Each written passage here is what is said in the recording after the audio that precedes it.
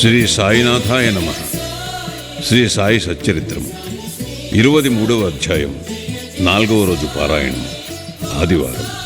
యోగము ఉల్లిపాయ, శ్యామ పాముకాటు బాగుగుట, కలరా నియమములను ఉల్లంఘించుట, గురుభక్తి పరీక్ష. నిజముగా నీ జీవుడు త్రిగుణములకు అనగా సత్వరజస్తమో గుణములకు అతీతుడు. కాని మాయచే కప్పబడి వాని నయ్యమగు సచితానందమును మరచుచు తాను శరీరమే అనుకొనుచు అట్టి భావనతో తానే చేయువాడు అనుభవించువాడు అని అనుకొనుచు లెక్కలేని బాధలలో చిక్కుకొనుచు విముక్తిని కాంచలేకున్నాడు. విమోచనమునకు మార్గం ఒక్కటే కలదు. అది గురుని పాదములయందు ప్రేమమయమగు భక్తి. గొప్ప నటుడగు సాయి తన భక్తులను వినోదింపచేసి వారిని తమ నైజములోనికి మార్చెను. ఇంతకు పూర్వము చెప్పిన కారణములచే మేము సాయిని భగవంతుని అవతారముగా ఎన్నుచున్నాము. కాని వారెల్లప్పుడూ తాము భగవంతుని సేవకుడునని చెప్పెడవారు. వారు అవతార పురుషులైనప్పటికీ ఇతరులు సంతృప్తికరముగా ఎట్లు ప్రవర్తింపవలనో చూపుచుండెడవారు. ఆయా వర్ణాశ్రమములకు విధింపబడిన కర్మలను ఎట్లు నెరవేర్చవలనో తెలిపెడవారు. ఇతరులతో ఏ విషయములోనూ పోటీ పడేవారు కారు.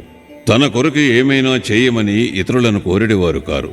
సమస్త చేతనములందు భగవంతుని చూడగలిగిన బాబాకు వినయశీలమే ఉచితము కదా. ఎవరిని నిరాదరించుట కాని అవమానించుట కాని వారెరుగరు. సమస్త జీవులలో వారు నారాయణుని గాంచుచుండెడేవారు. నేను భగవంతుడను అని వారెన్నడూ అనలేదు. భగవంతుని విధేయ సేవకుడునని వారు చెప్పేవారు. భగవంతుని ఎల్లప్పుడూ తలుచువారు. ఎల్లప్పుడూ అల్లా మాలిక్ అనగా భగవంతుడే సర్వాధికారి అని అనుచుండెడేవారు.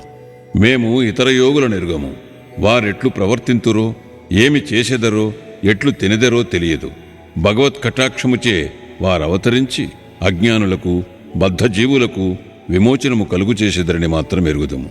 మన పుణ్యమేమైనా ఉన్నచో మహాత్ముల కథలను లీలలను వినుటకు కుతూహలము కలుగును. లేనిచో నట్లు జరగదు.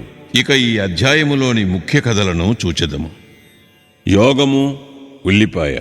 ఒకనాడు యోగాభ్యాసము చేయు సాధకుడొకడు నానాసాహెబ్ చాందోర్కర్తో కలిసి షిరిడీకి వచ్చాను. అతడు యోగశాస్త్రములకు సంబంధించిన గ్రంథములన్నీ చదివాను. తుదకు పతంజలి యోగ సూత్రములు కూడా చదివాను. కానీ అనుభవమేమీ లేకుండాను. అతడు మనస్సును కేంద్రీకరించి సమాధి స్థితిలో కొంచెము సేపైనా ఉండలేకుండాను. సాయిబాబా తన ఎడ ప్రసన్నుడైనచో చాలాసేపు సమాధిలో ఉండుట నేర్పెదరని అతడు అనుకున్నాను. ఈ లక్ష్యముతో అతడు షిరిడీకి వచ్చాను. అతడు మసీదుకు పోయి చూచేసరికి బాబా ఉల్లిపాయతో రొట్టె తినిచుండేరి. దీనిని చూడగానే అతనికి మనస్సున ఒక ఆలోచన మెదలను. రుచులేని రొట్టెను పచ్చి ఉల్లిపాయతో తినివాడు నా కష్టములనెట్లు తీర్చగలడు, నన్నెట్లు ఉద్ధరించగలడు? సాయిబాబా అతని మనస్సున మెదిలిన ఆలోచనను గ్రహించి నానాసాహెబ్తో ఇట్లనియను.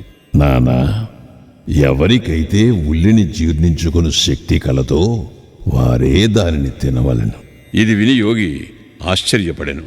వెంటనే బాబా పాదములపై పడి సర్వస్వ శరణాగతి చేశాను. స్వచ్ఛమైన మనస్సుతో తన కష్టములను తెలిపి ప్రత్యుత్తరములు పడిశాను. ఇట్లు సంతృప్తి చెంది ఆనందించిన వాడే బాబా ఊదీ ప్రసాదముతో ఆశీర్వచనములతో షిరిడీ విడిచాను. పాముకాటు నుండి శ్యామాను కాపాడుట. ఈ కథను ప్రారంభించక పూర్వము హేమాడ్ పంతు జీవుని పంజరములోనున్న రామచిలుకతో సరిపోల్చవచ్చుననిది. రెండునూ బంధించబడియే ఉన్నవి. ఒకటి శరీరములోను, రెండవది పంజరమందును. రెండును తమ ప్రస్తుత స్థితియే బాగున్నదని అనుకునుచున్నవి. సహాయకుడు వచ్చి వానిని బంధముల నుండి తప్పించగానే వానికి నిజము తెలియను. భగవత్ కటాక్షముచే గురువు వచ్చి వారి కండను తెరిపించి బంధ విముక్తులు చేసినప్పుడు వారి దృష్టి అన్నిటికంటే గొప్ప స్థితి వైపు పోవును. అప్పుడే గతించిన జీవితము కంటే రానున్నది గొప్పదని గ్రహింతురు.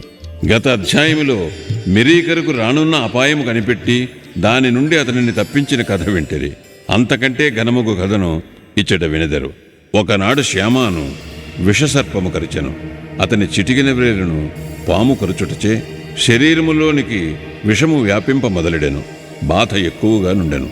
శ్యామ తాను మరణించదననుకునెను. స్నేహితులు అతని విరోబా గుడికి తీసుకుని పోవ నిశ్చయించిరి. పాముకాట్లు అచ్చట బాగోగుచుండెను. కాని శ్యామ తన విరోబాయకు బాబా వద్దకు పరుగెడెను. బాబా అతనిని చూడగానే కోపముతో వానిని తిట్టనారంభించాను. ఓరి పిరికి పురోహితుడా, పైకెక్కవద్దు. ఎక్కితివో ఏముగునో చూడు అని బెదిరించుచు తరువాత ఇట్లు గర్జించాను. పో, వెడలి పొమ్ము, దిగువకు పొమ్ము. బాబా ఇట్లు కోపోద్దీపితుడగుట్టు చూచి శ్యామ మిక్కిలి విస్మయమందాను, నిరాశ చెందాను. అతడు మసీదును తన ఇల్లుగా, బాబా తన ఆశ్రయముగా భావించుచుండెను. బాబా తననట్లు తరిమివేసినచో తానెక్కడికి పోగలడు. అతడు ప్రాణమందాశ వదులుకొని ఊరకుండెను. కొంతసేపటికి బాబా శాంతించి శ్యామ దగ్గరికి పోయి కూర్చొని ఇట్లనెను. భయపడవద్దు, ఏమాత్రమూ చింతించకు. ఈ దయామయుడైన ఫకీరు నిన్ను తప్పక రక్షించను. ఇంటికి పోయి ఊరక కూర్చుండము, బయటికి పోవద్దు. నాయందు విశ్వాసముంచుము, భయపడకము, ఆందోళన పడవద్దు. ఇట్లని శ్యామాను ఇంటికి పంపించాను. వెంటనే బాబా తాత్యా పాటీలను, కాకాసాహెబ్ దీక్షితుని అతని వద్దకు పంపి తనకిష్టము వచ్చినవి తినవచ్చుననియు, గృహములోనే తిరగవచ్చుననియు, కాని పండుకొనకూడదనియు, ఈ సలహాల ప్రకారము నడుచుకొమ్మనెను. కొద్ది గంటలలో శ్యామ బాగుపడెను. ఈ పట్టున జ్ఞప్తి అందుంచుకునవలసినదేమన బాబా పలికిన 5 అక్షరముల మంత్రము పో, వెడలి పొమ్ము, క్రిందకు దిగు అనున్నవి శ్యామాను ఉద్దేశించినదిగాక విషమును ఆజ్ఞాపించిన మాటలు. ఆ విషయము పైకి ఎక్కరాదనియు, అది శరీరమంతటా వ్యాపించరాదనియు బాబా ఆజ్ఞాపించిరి. మంత్రములలో నారితేరిన తక్కిన వారి వలె వారే మంత్రము ఉపయోగింపనవసరము లేకుండాను. మంత్రబియ్యము గాని తీర్థము గాని ఉపయోగించనవసరము లేకుండాను. శ్యామా జీవితమును రక్షించుటలో వారి పలుకులే అత్యంత శక్తివంతములైనవి. ఎవరైనా ఈ కథ కాని ఇంకా ఇతర కథలు కాని విన్నచో బాబా పాదములయందు స్థిరమైన నమ్మకము కలుగును. మాయయను మహాసముద్రమును దాటుటకు బాబా పాదములను హృదయములో ధ్యానించవలెను. కలరా రోగము. ఒకప్పుడు షిరిడీలో కలరా భయంకరముగా చెలరేగుచుండెను. గ్రామవాసులు మిక్కిలి భయపడిరి. వారితరులతో రాకపోకలు మానిరి. గ్రామంలో పంచాయతీ వారు సభ చేసి 2 అత్యవసరమైన నియమములు చేసి కలరా నిర్మూలించ ప్రయత్నించిరి. అవి ఏమనా, కట్టెల బండ్లను గ్రామంలోనికి రానియకూడదు, మేకను గ్రామంలో కోయరాదు, ఎవరైనా వీనిని ధిక్కరించినచో వానికి జరిమానా వేయవలనని తీర్మానించిరి. బాబాకి ఇదంతయు వట్టి చాదస్తమని తెలియను. కాబట్టి బాబా ఆ చట్టములను లక్ష్యపెట్టలేదు. ఆ సమయంలో కట్టెల బండి ఒకటి ఊరిలోనికి ప్రవేశించుచుండెను. ఊరిలో కట్టెలకు కరువున్నదని అందరికీ తెలియను. అయినప్పటికీ కట్టెల బండిని తరిమివేయుటకు ప్రయత్నించుచుండేది. బాబా ఆ సంగతి తెలుసుకుని అచ్చటికి వచ్చి కట్టెల బండిని మసీదుకు తీసుకుని పొమ్మని ఉత్తర్వునిచ్చాను. బాబా చర్యకు వ్యతిరేకముగా చెప్పుటకు ఎవ్వరూ సాహసించలేదు. ధుని కొరకు కట్టెలు కావలసి ఉండెను. కనుక బాబా కట్టెలు కొనెను. నిత్యాగ్నిహోత్రి వలె బాబా తన జీవితమంతయు ధునిని వెలిగించియే ఉంచెను. అందులకై వారికి కట్టెలు అవసరము కనుక వాటిని నిల్వ చేయువారు. బాబా గృహము అనగా మసీదు ఎప్పుడూ తెరిచియుండెడిది. ఎవరైనా పోవచ్చును. దానికి తాళము లేదు. కొందరు తమ ఉపయోగము కొరకు కొన్ని కర్రలను తీసుకుని పోవువారు. అందుకు బాబా ఎప్పుడునూ గొనుగుకొనలేదు. ఈ ప్రపంచమంతయు దేవుడే ఆవరించి ఉండుటచే వారికి ఎవరియందూ శత్రుత్వముండెడిది కాదు. వారు పరిపూర్ణ విరాగులైనప్పటికీ సాధారణ గృహస్థులకు ఆదర్శముగా ఉండుటకే ఇట్లు చేయుచుండెడివారు. గురుభక్తిని పరీక్షించుట. 2వ కలరా నిబంధనమును బాబా ఎట్లు ధిక్కరించునో చూతము. నిబంధన అమలులో ఉన్నప్పుడు ఎవరో ఒక మేకను మసీదుకు తెచ్చిరి. ఆ ముసలి మేక దుర్బలముగా చావుకు సిద్ధముగా నుండెను. ఆ సమయమున మాలేగాం ఫకీర్ పీర్ మహమ్మద్ ఉరఫ్ బడే బాబా అసటనే ఉండెను. సాయిబాబా దానిని ఒక కత్తి వ్రేటుతో నరికి బలివేయమని బడే బాబాకు చెప్పాను. ఈ బడే బాబా యందు సాయిబాబాకు ఎక్కువ గౌరవము. ఆయనను ఎల్లప్పుడూ సాయిబాబా తన కుడివైపున కూర్చొనబెట్టుకునేవారు. చిలుము బడేబాబా పీల్చిన పిదప సాయిబాబా పీల్చి ఇతరులకు ఇచ్చేవారు. మధ్యాహ్న భోజన సమయమందు సాయిబాబా సాదరముగా బడేబాబాను పిలిచి ఎడమ పక్కన కూర్చుండబెట్టుకుని పిమ్మట భోజనము ప్రారంభించేవారు. దక్షిణ రూపముగా వసూలైన పైకము నుంచి ఆయనకు దినమొక్కంటికి 50 రూపాయలు సాయిబాబా ఇచ్చుచుండెడివారు. బడేబాబా పోవునప్పుడు 100 అడుగుల వరకు సాయిబాబా వెంబడించేవారు. అట్టిది బాబాకు వారికి గల సంబంధము. సాయిబాబా వారిని మేకను నరుకుమనగా అనవసరముగా దానిని చంపనేలయని బడేబాబా నిరాకరించాను. అప్పుడు సాయిబాబా శ్యామాను ఆ పని చేయమనెను. అతడు రాధాకృష్ణమాయి వద్దకు పోయి కత్తిని తెచ్చి బాబా ముందు పెట్టెను.